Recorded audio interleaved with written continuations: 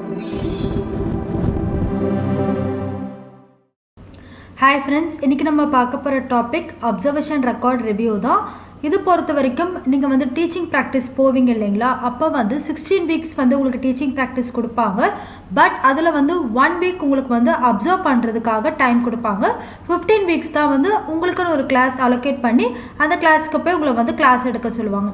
So எதுக்காக வந்து உங்களுக்கு அப்சர்வேஷனில் வைக்கிறாங்கன்னா அந்த 1 வீக் நீங்கள் வந்து ஒரு கவர்மெண்ட் ஸ்கூலுக்கு போகிறீங்க, அந்த ஸ்கூலில் வந்து எப்படி வந்து கிளாஸ் எடுக்கணும், அண்ட் தென் வந்து ஸ்டூடெண்ட்ஸ் வந்து எப்படி இருப்பாங்க, ஒவ்வொரு கிளாஸுமே வந்து எங்கே இருக்குது, அண்ட் தென் லெசன் பிளான் வந்து எப்படி ரெடி பண்ணணும் அப்படின்ற விஷயம் எதுவுமே வந்து நமக்கு தெரியாது.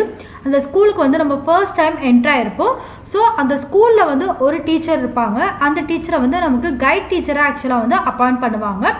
ஸோ கைட் டீச்சர் வந்து மோஸ்ட்லி யாராக இருப்பாங்கன்னா, நீங்கள் மேத்தமெட்டிக்ஸ் ஸ்டூடெண்ட்டாக இருந்தீங்கன்னா உங்களுக்கு வந்து மேத்தமெட்டிக்ஸ் டிபார்ட்மெண்ட்லேருந்து ஒரு கைட் டீச்சர் வந்து அப்பாயிண்ட் பண்ணுவாங்க. நீங்கள் வந்து அவங்கக்கிட்ட தான் அந்த 16 வீக்ஸுமே வந்து எந்த டவுட்டாக இருந்தாலுமே வந்து கேட்கணும். அண்ட் தென் எந்த ப்ராப்ளம் இருந்தாலுமே வந்து நீங்கள் அவங்கக்கிட்ட தான் வந்து சொல்கிற மாதிரி இருக்கும். ஸோ அந்த கைட் டீச்சர் வந்து என்ன பண்ணுவாங்கன்னா, ஃபர்ஸ்ட் 1 வீக் வந்து அவங்க என்னென்ன கிளாஸுக்கு போகிறாங்க, அண்ட் தென் அந்த கிளாஸில் வந்து ஸ்டூடெண்ட்ஸ் எப்படி இருக்காங்க, அந்த கிளாஸில் வந்து எந்தெந்த ஸ்டூடெண்ட்ஸ் வந்து ரொம்ப வீக், இவங்க வந்து பெட்டர், அண்ட் தென் வந்து யாரெல்லாம் நல்லா படிப்பாங்க, அண்ட் தென் வந்து இந்த கிளாஸை வந்து எப்படி ஹேண்டில் பண்ணணும், எப்படி மோட்டிவேட் பண்ணணும் அப்படின்ற எல்லா விஷயமே வந்து நமக்கு கைட் பண்ணுவாங்க. அது எல்லாமே வந்து நீங்கள் அப்சர்வ் பண்ணியிருப்பீங்க இல்லைங்களா, அந்த அப்சர்வ் பண்ண விஷயம் எல்லாமே வந்து நீங்கள் ஒரு ரெக்கார்டை எழுதுவீங்க. அதுதான் வந்து observation record. So demonstration record எடுத்துக்கிட்டோன்னா, நம்ம காலேஜ் டேஸில் நம்மளோட ஓன் அசிஸ்டன்ட் ப்ரொஃபஸர், அதாவது நம்மளோட ஃபேக்கல்ட்டி என்ன பண்ணுவாங்கன்னா, கிளாஸ் எடுக்கிறத வச்சு நம்ம வந்து ரெக்கார்டு எழுதுவோம். அதே அப்சர்வேஷன் ரெக்கார்ட்னா நம்ம டீச்சிங் ப்ராக்டிஸ் போவோம் இல்லைங்களா செகண்ட் இயரில், அப்போ வந்து ஃபர்ஸ்ட் 1 வீக் நம்ம கைட் டீச்சராக அப்சர்வ் பண்ணுவோம். ஸோ அந்த அப்சர்வ் பண்ண விஷயம் எல்லாமே வந்து எழுதுறது தான் வந்து அப்சர்வேஷன் ரெக்கார்ட். இதுதான் வந்து இன்ட்ரடக்ஷன் பார்ட்.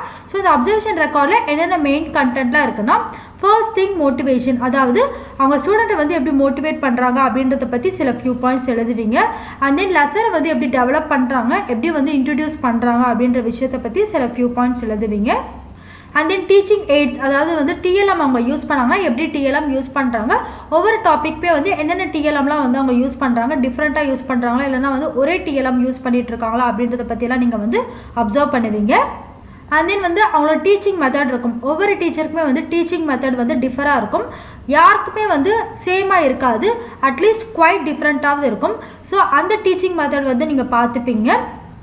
ஸோ அதை பற்றி வந்து சில ஃபியூ பாயிண்ட்ஸ் எழுதுவீங்க. அண்ட் தென் வந்து அவங்களுக்கு எந்த அளவுக்கு வந்து சப்ஜெக்ட் நாலேஜ் இருக்குது, அவங்க சொல்லிக் கொடுக்குறது வந்து கரெக்டாக, அண்ட் தென் வந்து அவங்க ஃப்ளூயன்சியாக சொல்லிக் கொடுக்குறாங்களா, சப்ஜெக்ட் கண்டென்ட் வந்து அவங்க வந்து கிளியராக எக்ஸ்பிளைன் பண்ணுறாங்களா அப்படின்ற விஷயத்தை பற்றிலாம் வந்து நீங்கள் எழுதுகிற மாதிரி இருக்கும்.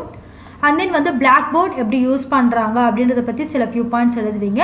அண்ட் தென் வந்து ஸ்டூடெண்ட்ஸ் கிட்ட வந்து டீச்சர் இன்ட்ராக்ட் ஆகிட்டே இருக்காங்களா அப்படின்றத பற்றி நீங்கள் அப்சர்வ் பண்ணியிருப்பீங்க இல்லைங்களா, அதை பற்றியுமே வந்து நீங்கள் எழுதுகிற மாதிரி இருக்கும். அண்ட் தென் கிளாஸை எந்த அளவுக்கு கண்ட்ரோல் பண்ணியிருக்காங்க, அண்ட் தென் அவங்களோட வாய்ஸ் எவ்வளோ கிளாரிட்டியாக இருக்குது, அண்ட் தென் வந்து ஃபைனலாக அதாவது அந்த கிளாஸ் கம்ப்ளீட் பண்ணுறப்போ அவங்க ரீகேப் பண்ணுறாங்களா, எவால்வேட் பண்ணுறாங்களா ஸ்டூடெண்ட்ஸை அப்படின்றத பற்றிலாம் வந்து நீங்கள் கொஞ்சம் எழுதுவீங்க.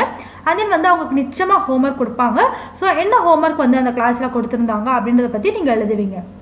ஸோ இதுதான் வந்து அப்சர்வேஷன் ரெக்கார்ட். இந்த அப்சர்வேஷன் ரெக்கார்ட் வந்து நீங்கள் எங்கே உட்காந்து வந்து பார்ப்பீங்கன்னா, நீங்கள் வந்து கிளாஸ் எடுப்பாங்க உங்களோட கைட் டீச்சர், அப்போ வந்து ஸ்டூடெண்ட்ஸ் கூட ஸ்டூடெண்ட்டாக உட்காந்து நீங்கள் வந்து ஜஸ்ட்டு அந்த 1 வீக்குமே வந்து அப்சர்வ் பண்ணுவீங்க. அப்சர்வ் பண்ணதுக்கப்புறமா வந்து உங்களுக்கு ஃப்ரீ பீரியட்ஸ் இருக்கும் இல்லைங்களா, அந்த பீரியட் ஆஃப் டைமில் உட்காந்து இந்த ரெக்கார்டு எழுதுவீங்க.